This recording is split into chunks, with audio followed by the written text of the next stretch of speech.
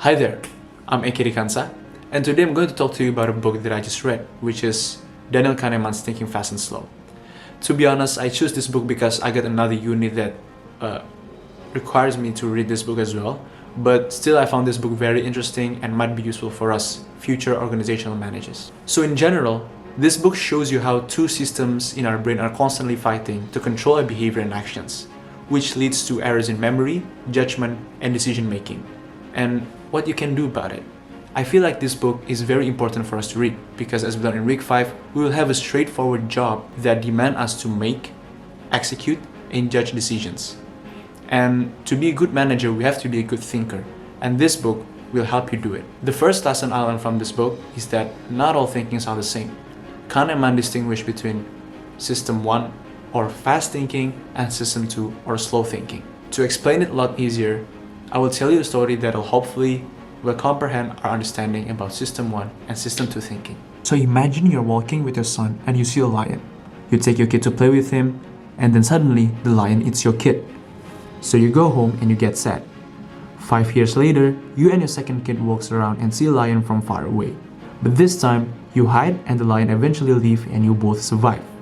So then, you take a walk again and a bird flies over and all of a sudden, your kid drops dead.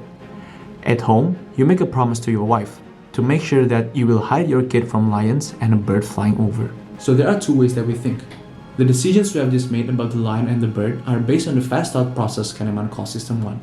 For example, when you detect one object is further than another, that's the role of System 1.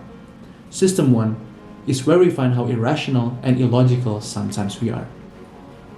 On the other hand, if you use a more slow, rational and logical way of thinking, and you would have found that you were right about the lion but not about the bird, that's the role of System 2. You allocated more attention to the effortful mental activities that demanded. For example, multiply this number. See?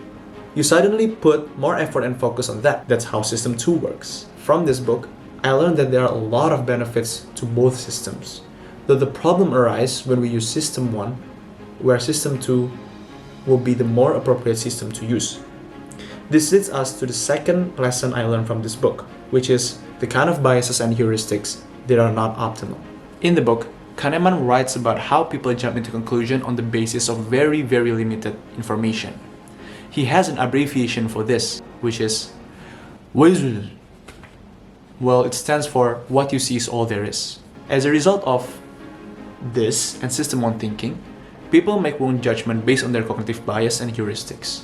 Kahneman pointed out several potential errors that might happen if we over-rely on System 1, such as law of small numbers, assigning cost to random chance, hindsight bias, confirmation bias, and overconfidence bias.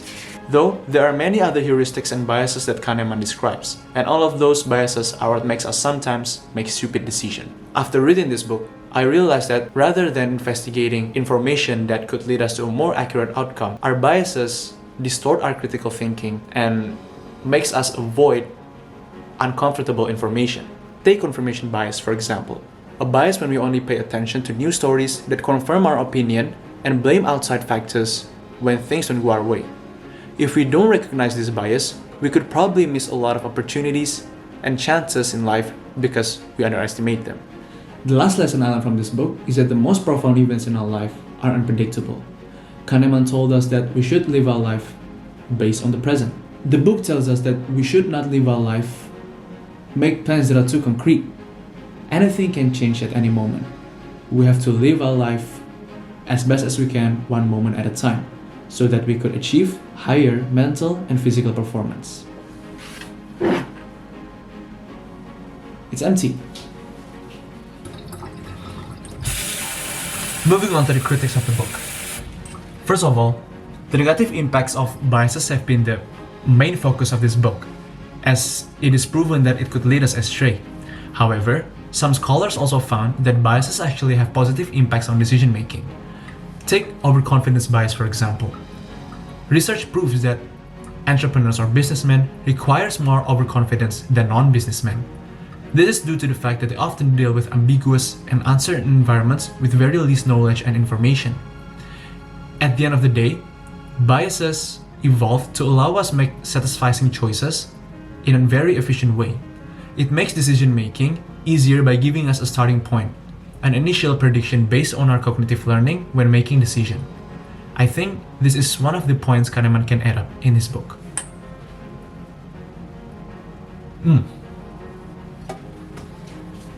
Second of all, I choose this book because people told me that this is a must-read book. I was trying to read it all night, but oh my goodness, it was not easy. This book comprises over 400 pages with predominantly academic words. Some of my friends who are doing psychology as a degree didn't even manage to finish the book as well. Well, I think with that kind of phrases, the writer is targeting above bachelor degree audience because he uses a lot of sciencey and psychology words, which as a bachelor degree student, I feel hard to understand. I think it would be better for the writer to use more common words so that it could reach out more audience and could potentially enlighten a lot more people. So in general, this book talks a lot about how we should understand our way of thinking and knowing and understanding our biases and heuristics. So 3 practical advice I can give after reading these books are: first, knowing and understanding our cognitive bias and heuristics. While many of the cognitive bias we experience are unconscious, we can take steps to avoid them. We got to be aware. We need to acknowledge that they exist. When we know there are factors that can alter the way we see things, we are more likely to be careful as we form judgments or make decisions. We also got to reflect on the past and try to look for patterns in how we have perceived prior situations where we might have made mistakes. And also, try to be more curious. Curiosity can help us pause long enough to ask questions and stop us from assuming that we are right. Second, take your time. We have to know which system is more appropriate to use based on the situation. And to be able to know that, we first need to understand what kind of decisions we encounter. When making major decisions in critical situations, it makes sense to take our time and allow our system to thought process to kick in. As David Stendhal Raz said, stop, look, and go is the key. We don't have to rush things. It makes us miss a lot of information and opportunities because we are rushing and don't take our time. And at last but not least, as OB students, we have to strive for growth mindset.